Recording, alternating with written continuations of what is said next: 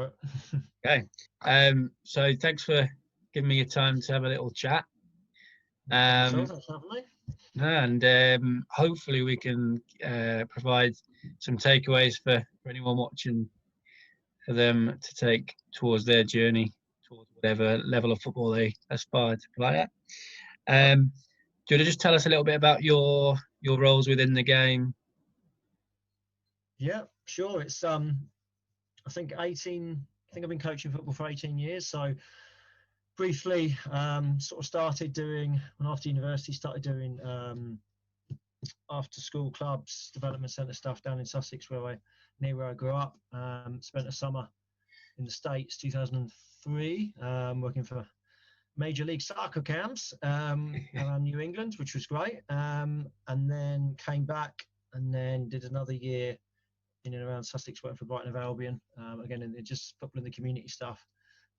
Plus working with a couple of local teams, under 16s, under 18s, the women's teams, and just in the village and local towns near where I lived. So did level 2 and then did the B licence, and then got a job at West Suffolk College in Bury St Edmunds, where they've got a full-time football education scheme for the 16 to 19-year-old boys and girls, but I was working predominantly with the boys, plus lecturing on the BTEC Sports Science programme. And I was actually there for 13 years, so quite a long time, but I had a lot of progressions while I was there, which is great. So went from coaching the 18s to coaching what was their reserve team then, as Team Bury, as you know, which were a sort of standalone team of a feeder team to Bury Town, who are in the Ryman League. So that was a brilliant experience, absolutely fantastic working, obviously with sort of 17-year-old lads playing against men week in, week out, which is a real tough challenge, but real good to get the tactical side of the game to obviously try and get results and help the boys and keep them afloat, but also that's obviously at the same time help them develop and get better. So that was great.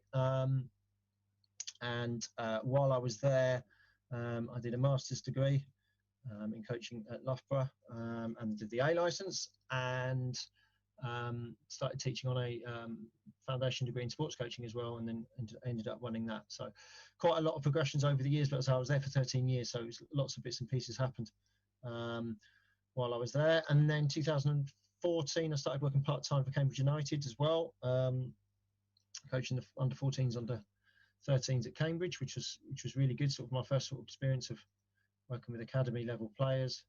And then I left West Suffolk College 2018, and then full-time at Leyton Orient for 3 years. So was the youth development phase lead coach, so their school board programme 12 to 16s, and then the following season unfortunately we got relegated to the conference, and effectively was their head of coaching, assistant academy manager they called me, but whatever, for a year. And then I did a year coaching their under 18s, and then I left Leyton Orient last summer, and now I am part-time coaching under 11s, under 10s at Fulham.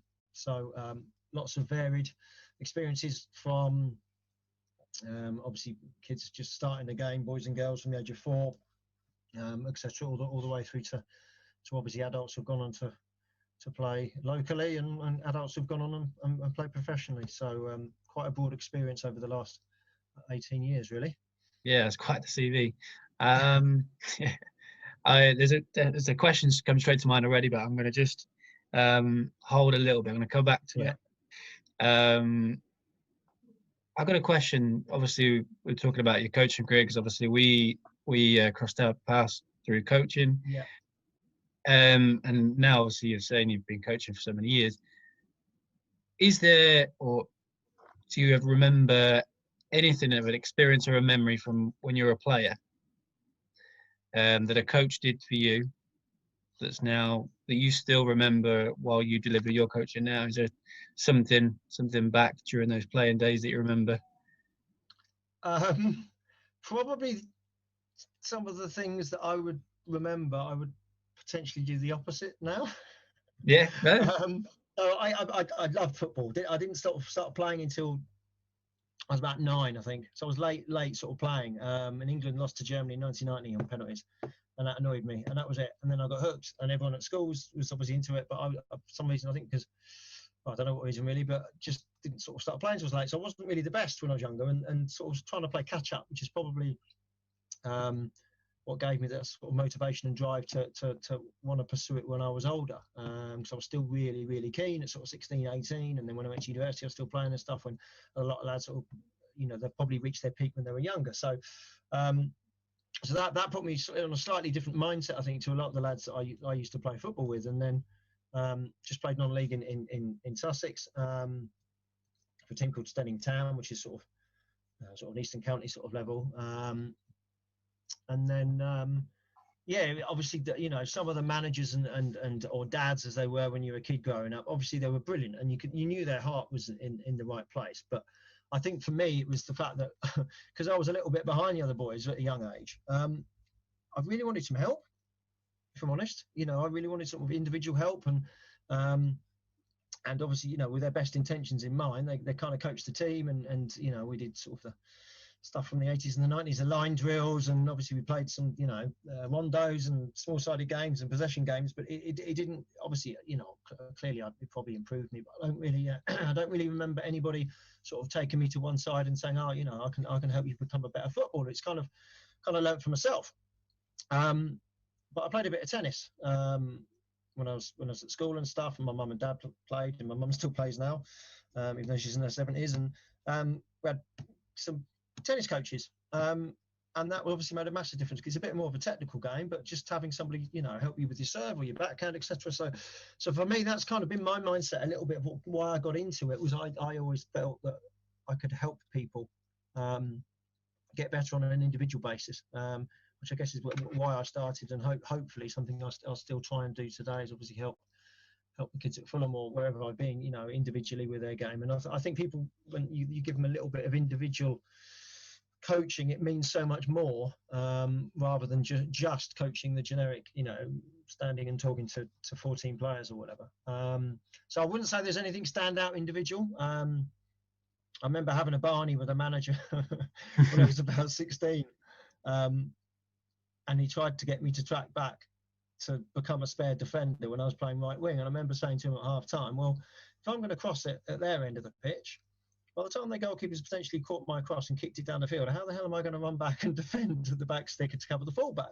It's physically impossible. And I remember at a young age thinking, I can't do it. It just annoyed me that this guy was clueless. But, it was a level where why would he sort of tactically know? So I think without, as I say, their best intentions, I'm sure, were there. But so unfortunately, it's kind of been the opposite effect, if that makes sense. Yeah. So yeah, that's kind of my take on the football coaches I had, I'm afraid. It's really interesting about the link to tennis and stuff, and like the personal side, because I think you're so bang on in that. So many times I've done it as well, I'm sure. Yeah, but you've been coaching the team, and you're so focused on the Saturday. You're trying to do the shape, trying to get it all right, and you actually forget to coach each player. Yeah. And it is really hard, I think, for some players to not get it, especially when some players are quite happy just to stay quiet and they won't come and ask you, Yeah. But perhaps if they were to ask, they might get something from you. I think that's really important. Yeah, it's massively important. I think I've noticed certainly that, especially in the teenage years, probably 13, 14 upwards, but I think boys that play at a good level, even some of the lads at professional clubs, that there's a big social pressure on them, and a bit like being the teacher's pet at school, perhaps sometimes they don't want to ask for help in front of their mates because it's deemed as, unfortunately, even at such a young age. I mean, obviously there's a lot of talk these days about mental health with men and females, but especially men at the moment in football, and depression and stuff, and it's a sign of weakness if you ask for help. So I think even from a young age there can be a pressure in the group that, I can't do this in front of your mates. There comes an age where kids won't do that. But I generally think when they're younger, you can really get in and help them. And I think as you get older, you've got to be really cute and be clever about it. And the timing. So, maybe having a conversation with someone while you're having a water break, or you might grab them when you're putting the equipment away and say, next week, do you want to work on this?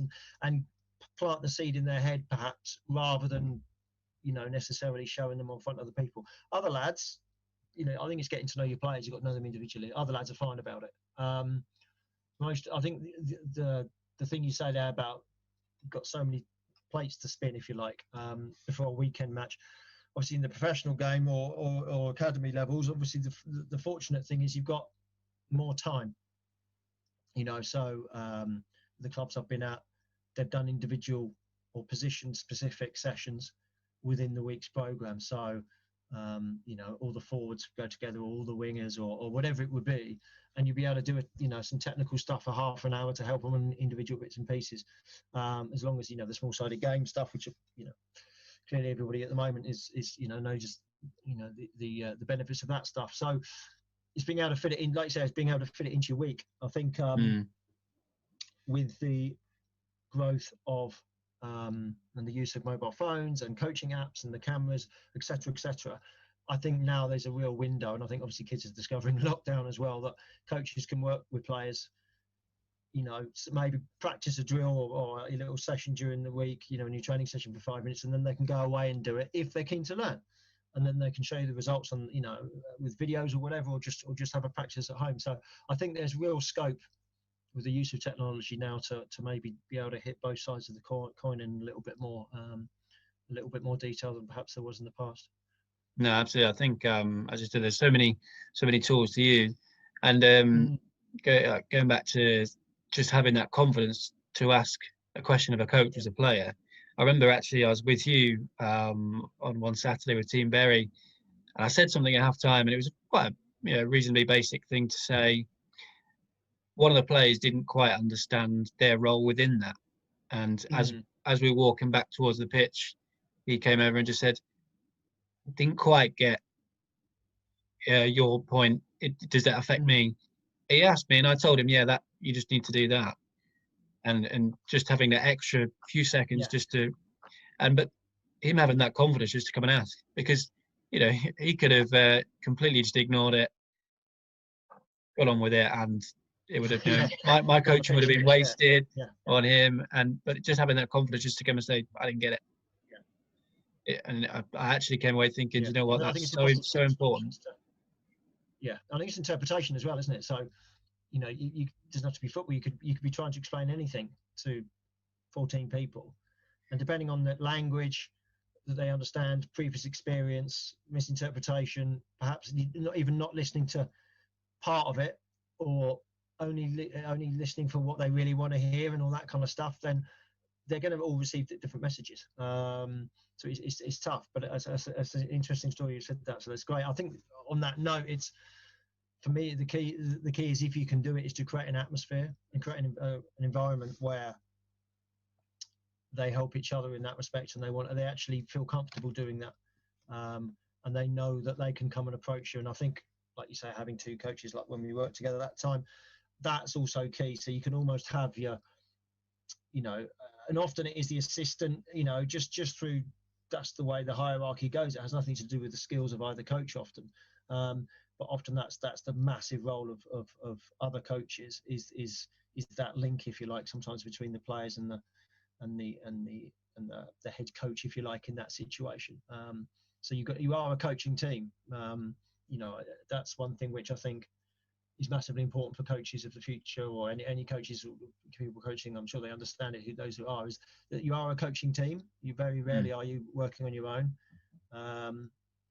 And obviously, like you say, with kids and stuff, you're also working with their parents, and they're part of that team, much more important part of that team than you are. So it's that's the other side, which perhaps I think you appreciate more as you get older, once you've had some experience, that actually it's how you operate as a team of coaches, or a team of staff, or a team of people who are influential on that player or that child or adult's development overall. Is how you interact with everybody within that circle. That's important. Obviously, you were talking about your numerous roles across the game, the experience from just simply doing your turn up and play sessions to academy level within youth football, obviously college all the way through to first team, and then obviously working at a professional club. What are the main differences in the sort of grassroots to academy journey, as it were? What's the massive differences? It can be a massive difference, and then at other times you'll get a lad come out of grassroots 15 and get a scholarship and end up looking like he's going to get a contract. So I mean, the difference sometimes is huge. It can be huge, and it should be as well, because not only are the boys come in at probably quite a young age, obviously with a high level of some level of talent, or I prefer to look at it that they've had probably lots of practice on the ball and picked up skills early on, or perhaps they're quite good learners or whatever. But the fact that on a 2-3 times a week they're training and playing with the other best boys, so they push each other. So training is just so much more quicker and so much more intense than you can possibly replicate, no matter how good a coach you are at a grassroots team, because you just don't have the same level of boys to push each other. So I think that's where sometimes coaches of grassroots clubs can really take heart that they're doing a brilliant job, because if everybody in their team, and I know sometimes people want that, but it's impossible, were as good as the best player in their team, suddenly they'll push each other. But even within an academy group, depending on what topic you're doing, or depending on what part of the season or how kids are feeling, or obviously they fluctuate as they go through their journey on who's the best kid in the group or whatever, you still get your 3 groups of your top boys, your middle group, and your bottom ones.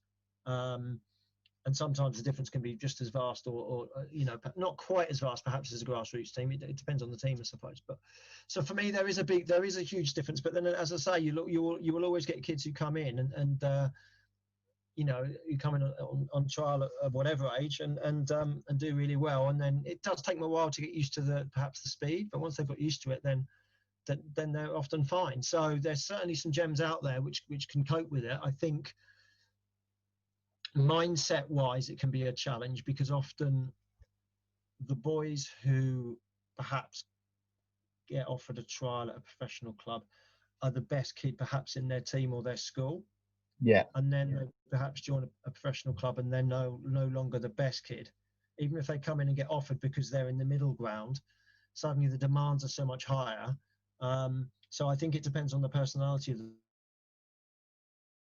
boy and the parents and the family, and as I say, that unit that go with, or the girls, sorry, the unit that go with the player that support them, which can have a huge impact as well, because often it's to do with expectations and attributions of what people give for why they're good. That makes sense. So if people come in and are perhaps told or believe that they're good for a reason, and then that potentially becomes their ceiling, whereas actually if they come in and they're told that they're good, but there's still steps to be taken, and everyone within that support unit that player's got singing off the same hymn sheet, I think they've often got a better chance. So that I would say the main difference for the players. Coaches wise, the coaches come from such a broad range of backgrounds. You'll get coaches with a varied experience, a bit like myself. You'll get coaches who have come out the pro game and retired and become coaches at academies. You'll have coaches who have been coaching academy their entire life. So the journey into it is often very different, and obviously the experiences and the advantages and disadvantages of those different pathways into it they're just unique for each person.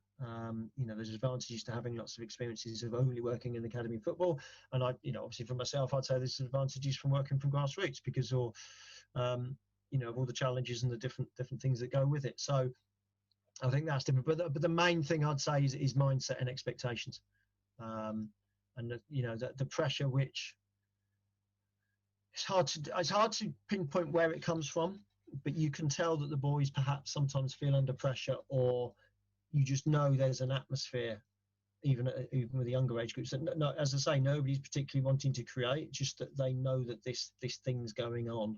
And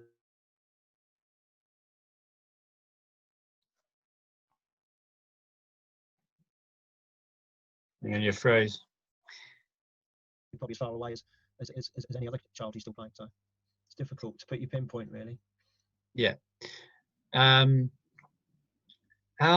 you talked about mindset, and I'm just going to drop another story. And obviously, we had together. We were playing in a cup game, and when we got to the game, you told me that the night before you'd called in the 16-year-old just to come in and play. And I think we were really short that week.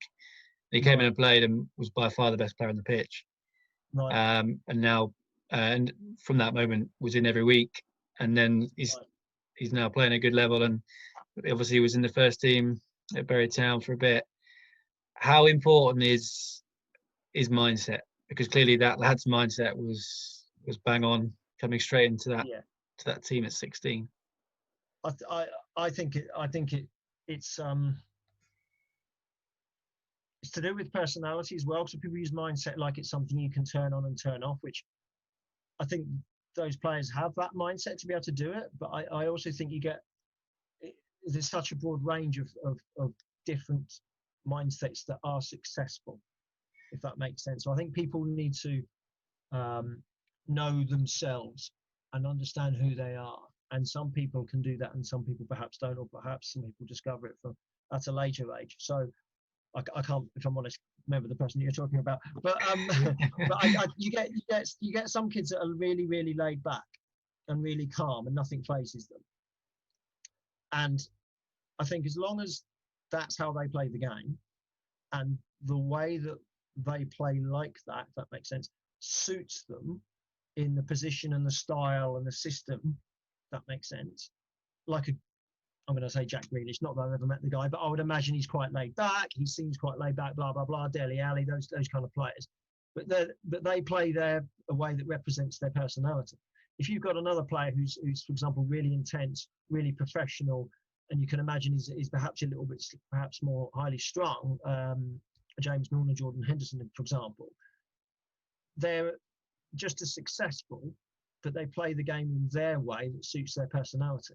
So for me, it's about making sure that people treat players as individuals and get them to blossom in the way that they play the game. Because there's massive advantages, obviously, for people that are really take it really seriously, really highly strung, etc., etc. And I was one of those players, again, probably due to trying to catch up. And I can see it in other players, and you recognise those individuals. But sometimes under pressure, or the big games, or whatever it is, sometimes those players don't potentially perform as well because they perhaps try too hard and they can't relax. Whereas perhaps other players, whether they realise they're doing it or not, are perhaps more relaxed under pressure. But then over a full season, maybe you don't get as much out of them because they're not up for the cup games or whatever, the classic, he doesn't want to play Tuesday night away at Stoke, or whatever the people talk about. So for me, mindset is everything, but I also think it's only everything if people can align it with the demands of the situation that they're in. There's no point saying I play this way, but it doesn't fit. There are certain levels and boundaries, like turning up to training 9 times out of 10, etc. You can't get away with not doing that, or whatever it might be. But again, communication between the coach, expectations, the parents, etc., and the player, so everybody's on the same hymn sheet, kind of is important. But yeah, whether you call it mindset or whether you just call it somebody's personality that they grow into as they get older, and their self-awareness of who they are, it's huge, and probably in the end certainly outweighs physical part of the game, etc. for me. Yeah. Obviously, during your time at Bury Town, Nick Pope and Connor Hall, both obviously now playing in the Football League One, obviously in the England squad regularly, and could be the England #1 come the summer, who knows. What was there anything that set them apart in the way they were, who they were, how they performed?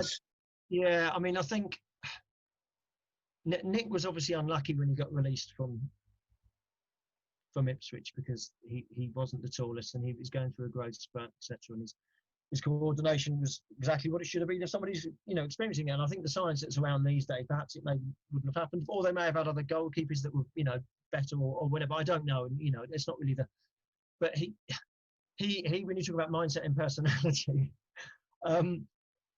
he was brilliantly laid back off the pitch.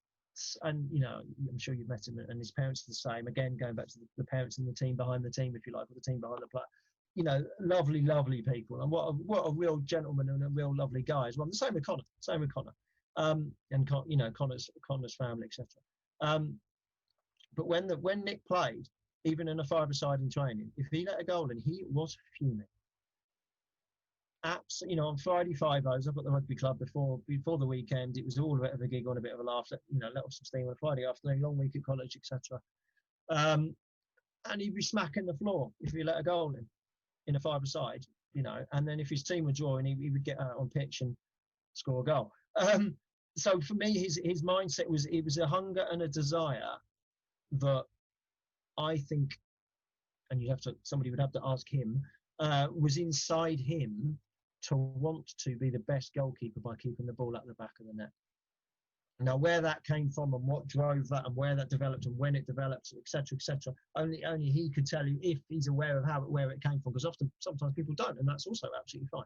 So for me, that would be the mindset with him, that he could match that kind of laid back, enjoying life, real nice kid, good with his teammates and stuff. And I taught him in the classroom as well. Same with Connor, and he wasn't, he was a good student, but at the same time, he knew how to sort of relax and enjoy himself his whole college life as well. But he was just so enthusiastic about being a goalkeeper. And he obviously had to work on his kicking at the time, so him and Richard Wilkins would go onto the pitch on a Monday next to the 3G up at the rugby club, and he'd often do a lot of kicking with him and stuff. And, but obviously, once he got into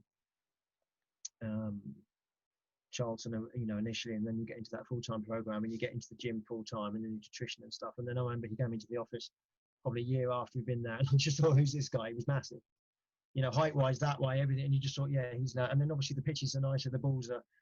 They just go further.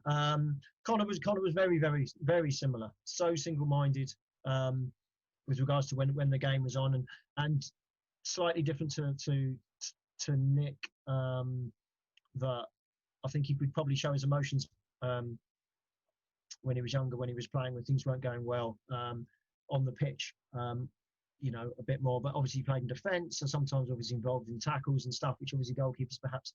They can obviously stand back and get out of trouble a little bit, but again, his desire to win. I mean, I remember we were Bournemouth and under 18s game, and I still remind him of this sometimes. And I think we're 3-2 down or something like this, and I threw him up front for the last 10 minutes. He scored 2 goals or scored the win or something. It was brilliant. So, but yeah, so no, real good lads, and absolutely thrilled to bits for them, because obviously they've both had rejections from clubs. I think Connor was at Leicester as a kid. He might have been at Cambridge for a little while, and then obviously played at Cambridge on Saturday for, as you say, for Harrogate. So, and I think the biggest thing for Connor was it was a year ago that he went full time, or a year and a half ago, and then he scores at Wembley, in the game that puts him up, which that's something to tell your grandchildren, isn't it? So fair play to him. He must have been 25, 26 perhaps, and then he got his first full time contract. So he's obviously not just found his local team and just played for them. He's obviously moved a bit about, we're going to Bury to Brackley and a few other clubs on his journey. So he's obviously behind the scenes been very keen to do so. But he's had some good people on the way. I know obviously Dean Gregory was his coach over in Cambridgeshire before he came over to Bury and stuff. So he's obviously been, he's been well looked after as well. But as I say, again, great kid and really good family. So fair play to both of them. Yeah. No, it's interesting. Like you say, Connor was 25, 26. The journey, for everyone could look so different. Scott McTominay, I think, captain United the other day. He'd been at United since the age of 5. Doesn't always look that way. And obviously, you can find your way through any program, or you got your Jamie Vardy. The opportunity for boys that are in the system, that stay in the system, is clearly it's going to be easier because they're there. Why would you, remove someone who you know and replace them with someone? So it is easier if you can stay in the system, which is why, obviously, as I said before, about the pressure boys in academies and girls in the development centres and stuff, and the parents obviously want them to stay in there. Because of course it's easy, like in any job, any walk of life, I need a plumber. Like, what the first thing I do? I don't go and Google. I ask a mate, and I know a decent plumber. That's how the world still works, thankfully. And so it is easier. But the ones that go through the more varied journeys, I think, have such a richer, scope of experiences that hold them in such good stead. And I think obviously I'm not saying that the pros that have been at academies the whole life don't appreciate it, but I think there's certainly a different look on things if you've played at non-league or your local grassroots team in the mud and had to hook the nets up, and you've done that all your life, and then you become a professional. It is naturally, and this isn't a dig on anyone who's never done that, but it's surely going to have a different impact on someone than a kid who's trained at the Chelsea academy all his life, because he just wouldn't understand or know what it's like not to be there. Which again is not the kid's fault, and it's certainly not the parents' fault either. No. It's just what happens. Yeah. Yeah, and obviously you alluded to both of the two lads we were talking about who are now obviously in the pro game. Both got rejected by pro clubs in their early years, and that happens up and down the country. And obviously, so many fall out of the game. So many end up going the other way to Nick Pope and Connell, and actually, obviously, end up playing for Ryman League or whatever leagues they go around. Yeah. End up playing into and come out of the professional game. It's how it happens, isn't it? But it's just, as you said, you've got to soak up every experience you get. Yeah. And for me, I think that's something which whatever team I've been in and whatever level, I've always tried to help all the boys. Because, as you say, the majority of them aren't going to make it, or the majority of them, even at that non-league level, or like the college, are going to get into the Berwick Town team or whatever. The majority of the boys aren't going to play at the level they want to play at. I think the academy system in probably any country, but obviously gets a lot of press in England, gets a bad rep for the percentages that go and play in the Premier League. But the thing that gets me is, well, you can't create more squad spaces. People say it was 0. whatever percent. Okay, it is. But I don't think you can change that, because you can't make more people play in the Premier League unless they go to 5 subs and then people have bigger squads. That would be the only way you'd increase the percentage, because you could improve British academies, which they have done, in my opinion, and grassroots and everything. But if everybody improves, the percentages at the top don't change, because you've still only got 100 professional clubs. Yeah. When you put the squad places, and due to the pricing system, then obviously, it's a world market now, and obviously due to statistics and the online scouting system, and, people are now buying players they've never seen play because the statistics are so good. You can't put a cap on players playing in teams, because obviously there's it might be, I don't know how it will change after the EU, don't ask me that question, but certainly beforehand you couldn't, because of employment law.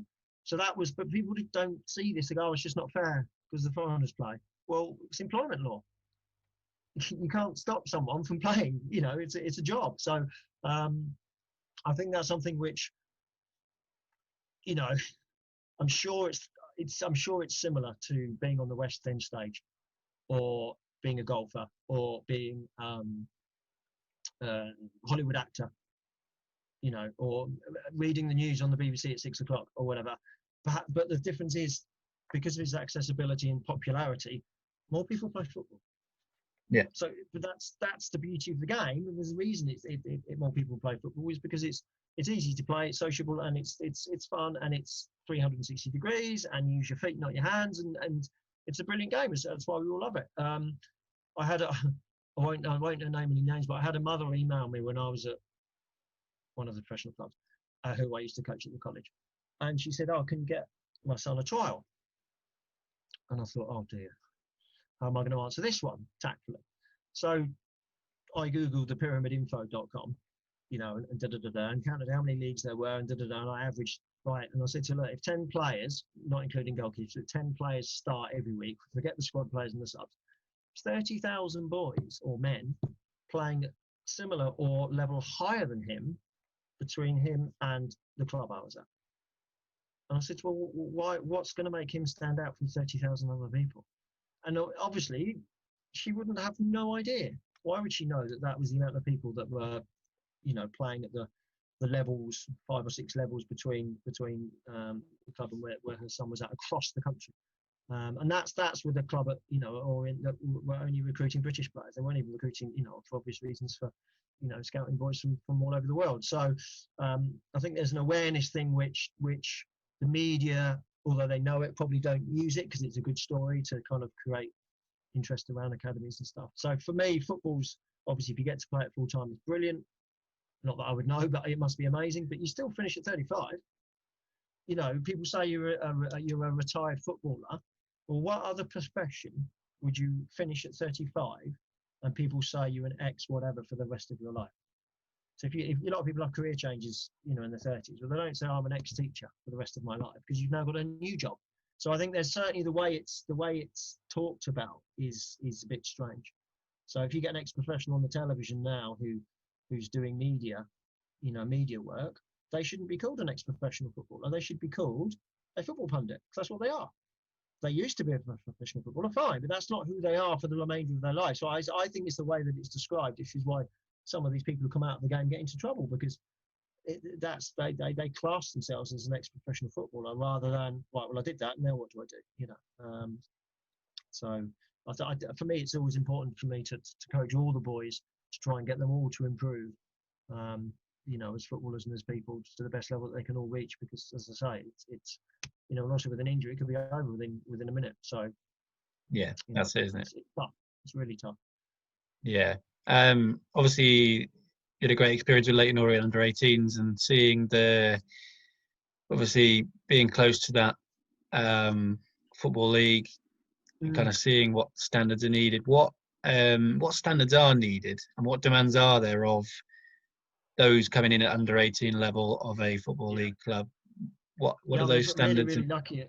Really lucky at Orient, because we trained at the same training ground and literally pitches next to each other, and we shared the canteen, and so the canteen, the club hut there that they hire from in Chigwell and stuff. So first hand really to all the first team experiences. So it was really unique in some respects. Obviously, I suppose compared to perhaps Premier League clubs where they're probably separated or whatever, but they get to see it. The player got to see it on a daily basis. And I think the thing that's different to 18s to certainly first team is that when it then becomes their job, there's lots of repetition, which I'm not sure they were perhaps ready. They're not ready for, because obviously especially with the way training is at the minute, which is great. Again, before the massive advanced games and small-sided games and all the kind of creative coaching that happens to get kids to experience the different forms of the game, to play they want to play, etc. We're often, at League 2 level anyway, and this is no detriment to any club. I'm sure it's very similar, all of them. There's a certain system that the first team play, obviously to get results. So therefore, the days are very repetitive. You go in, you do your wellness, you do your weight, you do your groin squeeze. The first team players will do a urine test. You go in, you have your breakfast, similar breakfasts every day, obviously, because it's healthy. You then do your pre-activation exercises. Then you go out and do your sports science warm-up. Then you go out and then you do, and then you go through your training session, and then you're in for your lunch, or you might do some extras, practice, whatever. Then you're in for your lunch, and then it's, say, extras in the afternoon. It might be a video, or it might be, the gym or whatever. And then you go home, and then you do whatever you do at home, but relax, recuperate, recover, look after yourself, get up and do it again, which is brilliant and must be amazing to do that every day. But I think as an 18-year-old, not even just 18, people, under the age of 25, there's still so much development going on in their body and their brain, etc., and so many things in life to discover. But actually, it's a very, very repetitive, environment to be in. Obviously, every other week or every other game, they're away from home, so it's right back on the coach. Long drive, hotel, pre-match meet, and it's just the same system again and again and again and again. And for me, that's part of it, which I don't think you can really, I don't think you can really explain it to somebody. I'd imagine it's similar to somebody who goes into the forces. It's very structured, very sort of, their lives obviously very organised. And the most creative part of the week is obviously the training sessions and the match that they're in. But the rest of it, as a natural consequence of being a full-time athlete, regardless if it's football as well, if it's football or high jumper, it's discipline and it's repetition. So I think that's the thing which some of them perhaps can't get their head around, and those that do obviously are the ones that adapt to it as quicker than the others. Obviously, you were talking a little bit about gym work and nutrition, etc. Yeah. Obviously, everyone talks about how the game develops and changes all the time, but how much of a role? So obviously, you coming from the college into Leighton Orient, Mm. how much of a role did you notice of the nutrition and fitness playing in? Oh, yeah, I think it's because of GPS, it's changed the game massively. So obviously you get your red zone stats, So for injury recovery, prevention of injuries, it's massively, and it's hugely improved. So, the stories of sort of the age where players could do what they used to do, you simply can't, because of the amount of high intensity activities players are now doing is double to what it was 15 years ago, probably double to what it was 10 years ago now. So effectively the pitch is smaller.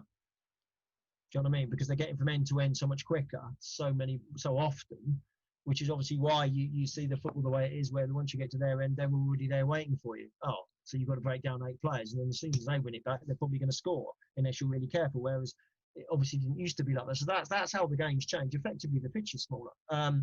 But because of that, as I say, because of the high intensity activities, you couldn't live the lifestyle that players used to. Again, which isn't their fault, it's just the way it was. And the lack of knowledge and education and whatever from the staff that would perhaps given it to the players, because that, Your Fish and Chip Friday. The money certainly wasn't in the being put into the science. But obviously the amount of full-time staff now involved in the preparation of the players and looking after the players is obviously higher. And as I say, the analysis now, the GPS system, it makes all the difference, because they measure obviously every mile that they run or every meter that they run during the week. And then at the very top level, if you read about the statistics that go into, Liverpool winning and how they changed, the off-ball scoring opportunity mapping that they use, and the guy Williams is now, I can't remember his name, and Will Spearman and the people that the money they pay the analysts now to analyse the passing patterns and the spaces in the pitch and all the rest of it. It's as a coach now at that level, it must be about interpreting information that you're given, alongside obviously the way that you want to play, alongside you hear Klopp talking about the physical, on his players, and obviously a lot of stuff in the news about Bielsa and the way he trains the players and stuff. So I think it isn't just the physical, I think it's the analysis as well. So it's very much about the numbers game now, the team behind the team, and the wider team of staff that go into what you see on a match day, which is the 3 or 4 staff on the bench. It's massively different to as you say, non-league. And I think, if I'm honest, that's probably the biggest difference, and why the top teams are pulling away from the others, because they've got that many resources compared to the teams lower down.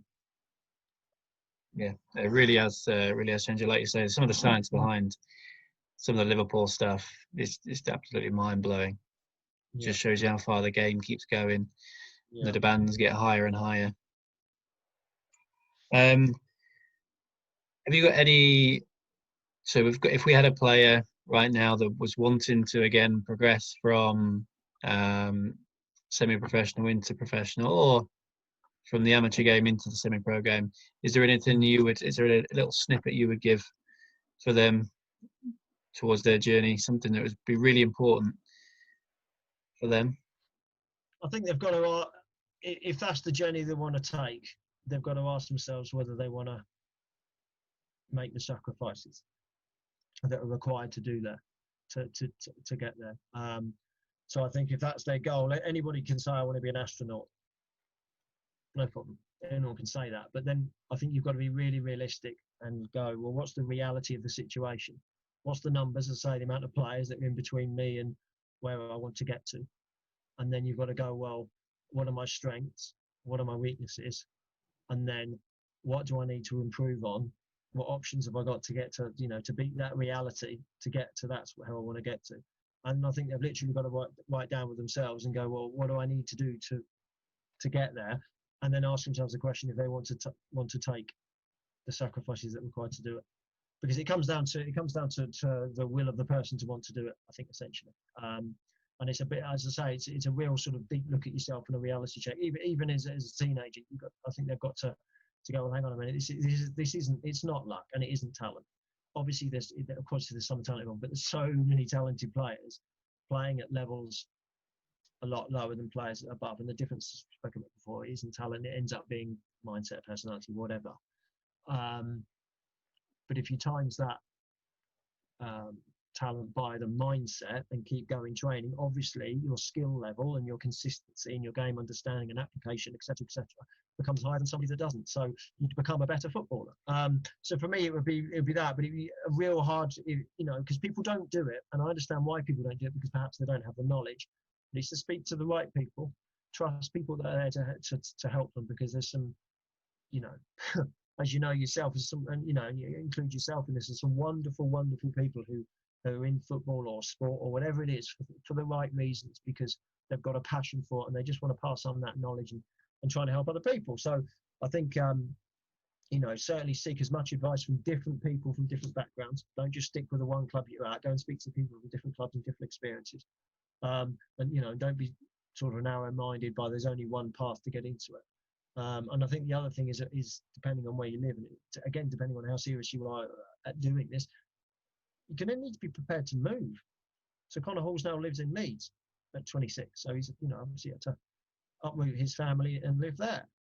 So it's, as I say, again, that team behind the team, it's not just him that's becoming the footballer, potentially as an adult, it's your family. So, it blows my mind, these players and managers who play for Rotterdam and then go to Everton and then go down to Plymouth, and then I just think, wow, what just to move that often must be an incredible strain on everything. So as I say, there's so much more that goes into it, than that. And I suppose the other thing really is there's always someone younger than you ready to take your shirt.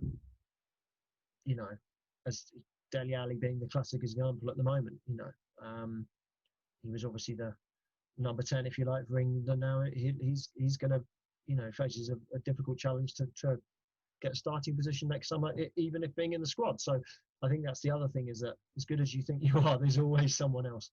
And again, it goes back to that thing we were talking about earlier, where it's just managing those experiences you have, and how can Dele Alli adapt to that situation? Can he get his shirt back come the summer? It's down to him, isn't it? Yeah. So, thank you for giving me. It's down to clear communication. It's down to him speaking together. So, okay, so what do you want from me? Do you need, if I move clubs, would it help? I think you got to have honest conversations with people. I think some of the Fly on the Wall documentaries recently have been quite interesting, so especially the Tottenham one. I was surprised they allowed the camera in with the Danny Rose conversation, with Jose Mourinho. But you can see that of all the stuff that goes on, it actually still just boils down to two people having a conversation. And I think you need to have those real honest conversations. Yeah, no, I find that quite interesting, actually. Again, it's just as simple as, someone wanting to play and someone having to approach and ask the question. What they are, is the way you word it. You'll be able to tell what their answer is, because you can always fluff it. You know a manager wants to keep you in the squad because he needs you in the squad. But if you're specific as, right, I need to play in matches, I don't want to be a squad player, I want to start, blah, blah, blah, what are the reasons? Or, and whatever it is, or, what are the exact things I need to be doing more of in games? What statistics do I need to improve on? Because that's the other thing with players now. They can say, well, what stats do you want me to get better at? For me to get in the team. And then if they hit those stats, they can certainly go back to the manager and say, well, hang on a minute. So, as I say, there's a lot more ownership which the players at that level can certainly take. Grassroots is harder, non-league is harder, but it certainly helps to, as I say, broaden your horizon, speak to different coaches, speak to different managers, and it's often about timing, and it's often about opportunity. Somebody needs a left back, great, I'm in because I'm a left back. But if they need a right winger and I'm a left back, sometimes there's nothing you can do. So yeah, I'd say it's certainly a reality workout if you really want to get there. What do you need to do to get there, and what sacrifices do you need to make to do it? Absolutely. Thanks for giving me your time again. No problem at all. Thank you. It's been enjoyable. Really appreciate that. And you send a video off. You'll have to tell me who that player is. Yeah, will do. But yeah, some great little takeaways there for people, and yeah, thanks again. No, thank you very much indeed. Cheers, Tom. Thank you. All right.